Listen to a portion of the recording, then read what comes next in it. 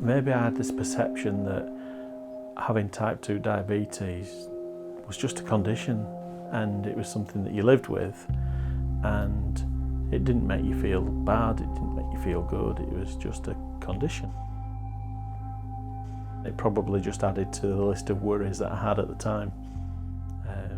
You know, worrying about money and worrying about the kids and worrying about my work.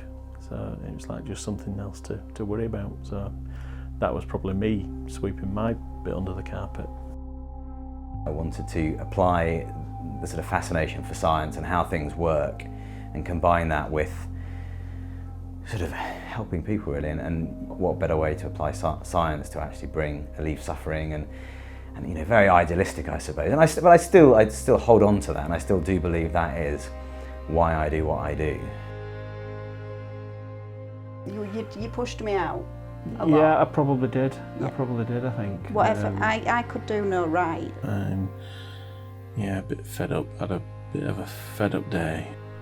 As a disease on its own in isolation, probably a lot of people could deal with it and manage it.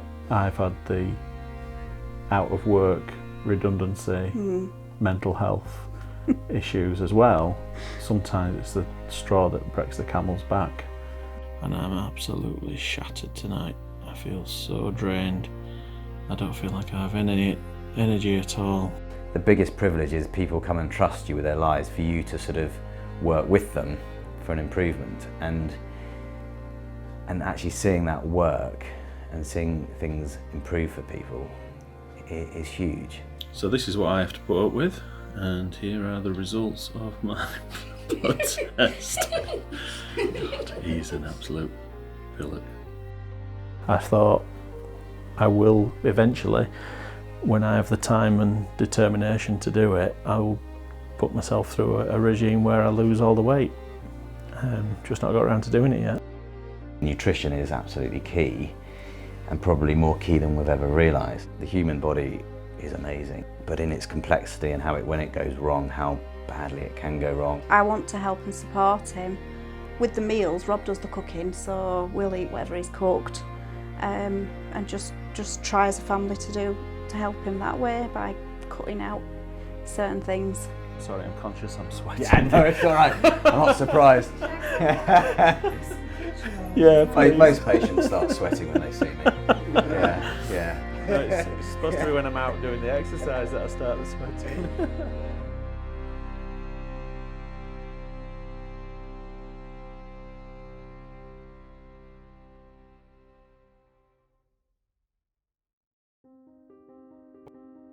The only reason for leaving my last 3 jobs is redundancy.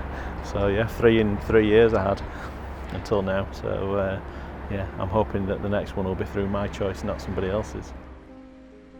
I have always, from my early teen years, classed myself as boring, unadventurous, unexciting. When I was fed up, bored, I go and put my head in the fridge. I want something to eat. Ultimately, you know, I want Michael to give me the knowledge and empower me to be able to manage this thing. Just afternoon. Hi Rob, how you doing? Yeah, well. Excellent. You have a good journey? Yeah, absolutely fine. Excellent. The old girl keeps going. Well, there's no point in replacing until they break, is there? No, it won't break. That's the problem. Good stuff. So I've had you've shared some of your blood results with me, and I think these relate back last October, so 2017. So probably about 7 months ago. Is that the last set of bloods that you had done? Yes, it is. I suppose the question is, what does it feel like to have an HbA1c of 81? Doesn't feel any different. Absolutely to does. It doesn't. You know, I've gone out of the surgery that morning and gone, well, I feel fine. So had a good chat with Rob, looked at his blood results, and sort of gone over some of the key markers there. One of which was HbA1c, and I think when we last met, he sort of told me it was sort of in the mid-50s, which is reasonable and respectable, but actually they were up in the 80s, and that's really quite high. So yeah, I sort of was a little bit surprised at how high they were, and his sort of fairly sort of laissez-faire, pretty ambivalent attitude to that. And I suspect actually that's hiding quite a lot of fear. Do you think you wanted to know what it was, or do you think it was Well, with the other events going on in my life, Right. I think it was I can't be bothered knowing what it means. So there's a bit of a shared responsibility There isn't is, it? absolutely, Yeah. absolutely. And I was given loads of literature, and it was all put in a bag, and I think it's still wrapped up in the same condition it was when I was handed it, because I got home and I put it in a cupboard. Rob never started his medication. That's obviously a decision he's made on his own. But I think there's a sort of psychological element there. By taking the medication kind of almost confirms the diagnosis, and I think he wants to avoid the diagnosis. You know, in my defence, it was depression, redundancy, diabetes, all in the same year. Absolutely, that's not a good trio, is it? That's a bad hat trick. So mine was like, you know, well, up yours to all three of you. I'm going to just live my life. We'd be sort of moving him towards treatment really, and wanting to get that down ASAP if he wasn't going to be looking at diet and lifestyle to do that. I was as fit as a fiddle when I was at first school, and I used to be able to pull myself up the ropes to the ceiling and touch them, you know, with just my arms without my legs. And I used to do bodybuilding when I was 20, 21. The one thing is he could have a gym in the garage, but just can't quite do it. Why not? Why not, Rob? You know, you've done weight training, you've got it there. Do it. One of the barriers we've talked about as a family, it's a challenge. We're all individuals, and we will all have different tolerances and intolerances. So, honest from the heart, can I be bothered? No. What is the reality of that blood test today going to mean in 20 years' time? Yeah, hobbling around on one leg and a stump.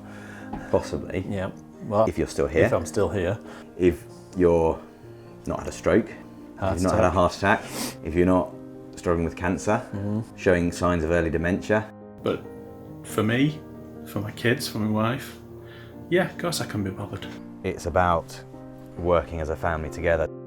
Thank you so much for coming out, and that just helped me massively. You need a way of working that benefits Rob, helps you, and is also suitable for the kids, and that is very difficult. Hello. It's been a good day today. I've been talking to a few colleagues at work about it, and they seem really supportive for me. Throw everything at this. You know, this is you know, your life. You've got to fight for this.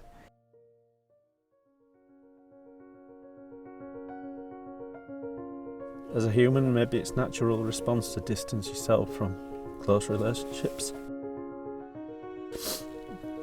It's never really affected me as much as it has just then.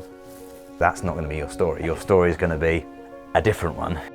This is where I was up here at the beginning, weight-wise, and then come down and say, right, this is where I am now. It's what is it in you that might prevent you doing that. You've got to get the fire inside you, Rob, to actually drive this forward. I think to find a fire, you have to have had a fire there in the first place. Do you think you felt you were missing this person to help you at that point? Absolutely.